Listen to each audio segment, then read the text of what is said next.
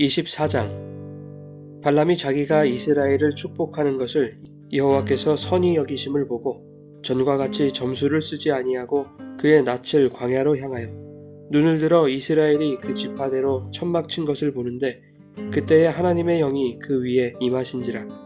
그가 예언을 전하여 말하되, 부올의 아들 발람이 말하며 눈을 감았던 자가 말하며 하나님의 말씀을 듣는 자, 전능자의 환상을 보는 자, 엎드려서 눈을 뜬 자가 말하기를, 야곱이여 내 장막들이, 이스라엘이여 내 거처들이 어찌 그리 아름다운고, 그 벌어짐이 골짜기 같고 강가의 동산 같으며 여호와께서 심으신 침향목들 같고 물가의 백향목들 같도다.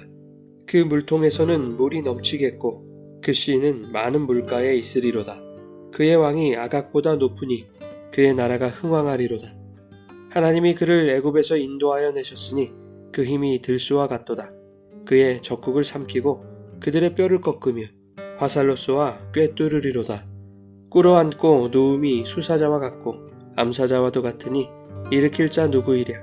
너를 축복하는 자마다 복을 받을 것이요 너를 저주하는 자마다 저주를 받을지로다.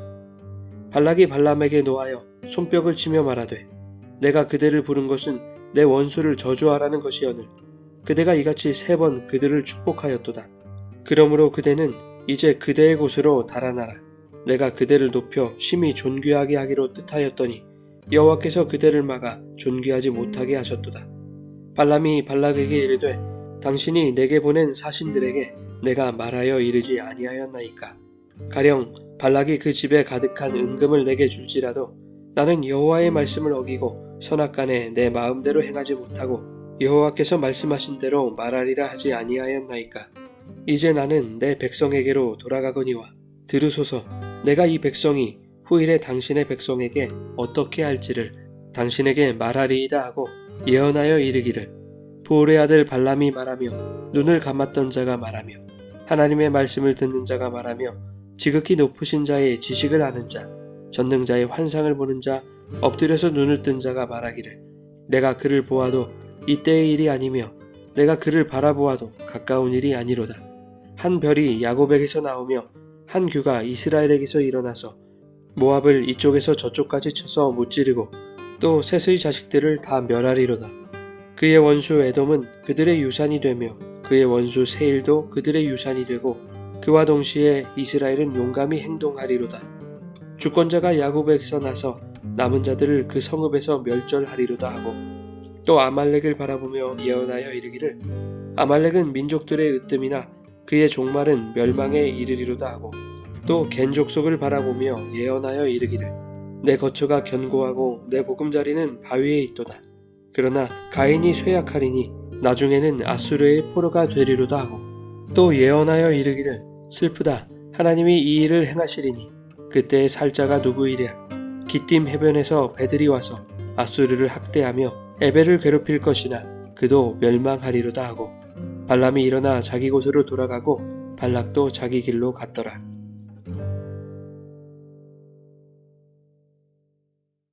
여러분, 좋은 아침입니다. 오늘도 말씀의 은혜가 여러분의 삶에 풍성히 임하기를 소망합니다. 민수기 24장은 발람의 3번째 예언과 마지막 예언입니다. 오늘 본문은 23장에서 발락과 발람이 부올산 꼭대기에서 제단을 쌓고 제물을 드린 이야기와 연결되는 내용입니다. 발람은 이스라엘을 향한 하나님의 변함없는 축복의 의지를 확인했습니다. 그러나 그의 마음은 탐심으로 가득하여 다시 한번 발락이 원하는 결과물을 하나님에게서 얻어내려고 하고 있습니다. 어떻게 해서든지 이스라엘에 대한 저주를 이끌어내어 발락에게서 부귀영화를 얻고자 하는 것이죠. 본문 1절에 보면 발람이 자기 입으로 이스라엘을 축복하는 것을 여호와께서 선하게 여기셨음을 보았다. 그리하여 전과 같이 점수를 쓰지 않았다고 말합니다. 그리고 2절에서는 그러한 발람 위에 하나님의 영이 임했다고 말씀하죠. 그 이후에 3번째 예언이 선포되고 있는 것입니다. 마치 이전에 가증한 주술적 행위를 버리고 변화된 발람에게 하나님의 거룩한 영이 임한 것처럼 보입니다. 그러나 이것은 발람이 하나님의 뜻에 감화된 것을 말하지 않습니다. 발람은 성경에서 대표적인 거짓 선지자로 소개되고 있는 인물이라는 것을 생각해 본다면 구원에 속하지 않는 자들을 통해서도 하나님이 일하실 수 있음을 보여주고 있는 것이죠. 악인들은 자신들의 욕심을 채우기 위해 나름대로 치밀한 계략을 세웁니다. 그러나 하나님은 인간의 마음을 살피시고 감찰하시는 분이기에 그것을 모르시지 않죠. 그리하여 당신의 영으로 악인들에게 임하셔서 자신의 선하신 뜻으로서 악인들의 죄와 부패함을 통제하신다라는 것을 본문 서두에서 말씀하고 있는 것입니다. 발람이 세 번째 예언을 시작합니다. 예언의 주요 골자는 7절부터 9절에 나와 있는데 이스라엘의 왕이 아각보다 높고 그의 나라가 흥왕할 것이며 적국이 그에게 굴복할 것이고 이스라엘을 축복하는 자마다 복을 받고 저주하는 자마다 저주를 받을 것이라는 내용입니다. 아각은 애굽의 바로처럼 아말렉의 왕을 의미하는 호칭입니다. 사무엘상에 보면 하나님이 사무엘을 통해 사울에게 아말렉을 정벌하게 하실 때에 아말렉의 모든 것을 진멸하라고 하셨지만 사울은 아각을 생포하고 기름지고 쓸만한 가축들도 살려두었습니다. 사울이 하나님의 뜻을 무시하고 아각을 생포한 것은 그를 통해 진리를 얻고자 했던 것이죠. 즉 사울을 이끄는 것은 하나님의 뜻이 아니라 그의 탐심이었습니다. 이것은 발람의 모습과 다르지 않은 것이죠. 후에 사무엘이 아각을 처형하게 되는데 이 일로 사무엘과 사울은 결별하게 됩니다. 성경은 사무엘이 죽는 날까지 사울을 보지 않았다라고 말하는데 그 이야기 바로 위에 이런 표현이 있습니다. 사무엘상 15장 34절인데 이에 사무엘은 라마로 가고 사울은 기브아 자기의 집으로 올라갔다라는 내용입니다. 하나님은 당신의 뜻이 아닌 세상이 기대하는 그들의 실리를 완전히 제거하십니다. 오늘날 교회에도 마찬가지입니다. 교회가 아무리 좋은 일, 선한 일을 추구하더라도 그 속에 교회의 실리나 인간의 욕심이 첨가되었다면 그것은 하나님의 뜻이 아닌 것이죠. 하나님은 그것으로 영광 받으실 수 없는 것입니다. 오히려 하나님은 사무엘이 아각을 제거한 것처럼 교회의 탐심과 불순종을 제거하실 것입니다.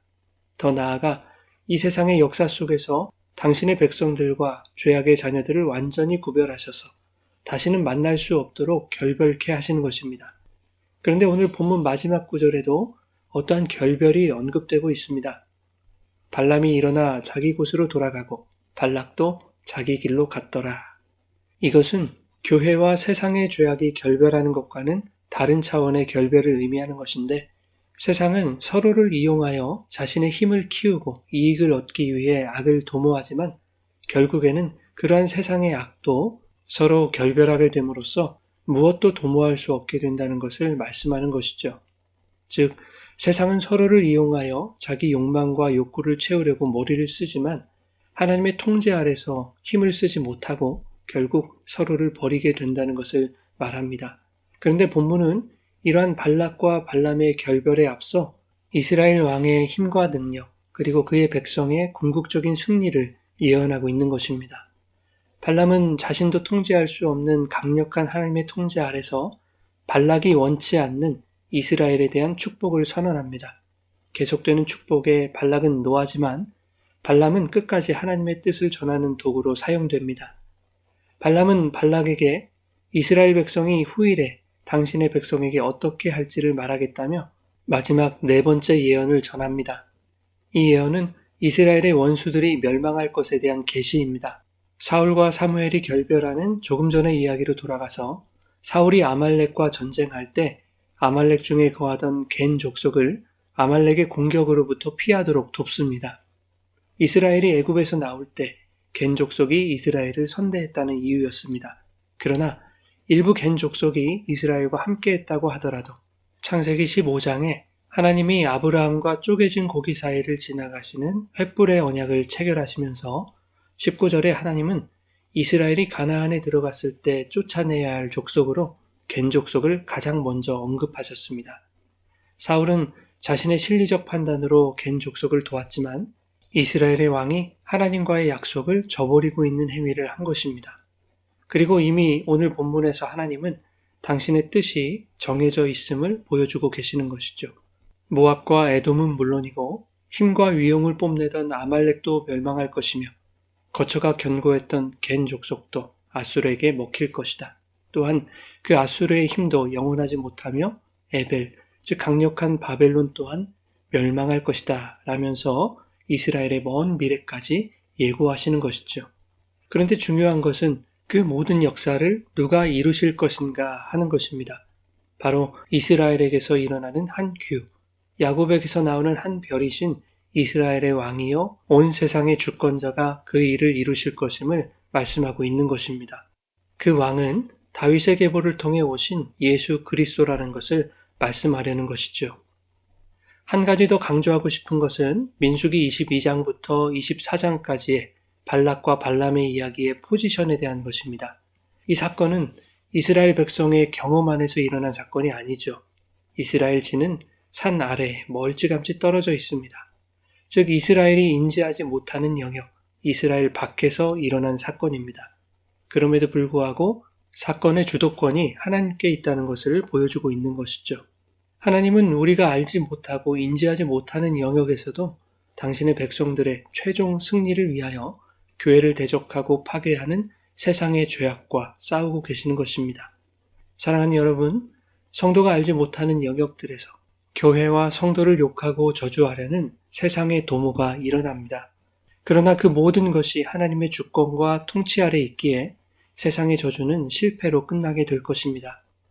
로마서 5장에 죄가 더한 곳에 은혜가 더욱 넘쳤다는 말씀처럼 세상이 죄를 도모하면 도모할수록 하나님은 당신의 백성들에 대한 축복의 의지를 세상 가운데 더욱 강력하게 나타내실 것입니다. 하나님은 당신의 아들 예수 그리스도의 십자가 은혜로 말미암아 결국 우리를 모든 죄악과 결별하게 하시고 완전한 승리를 허락하실 것입니다. 하나님이 우리를 위하시면 세상에 우리를 대적할 자는 없습니다.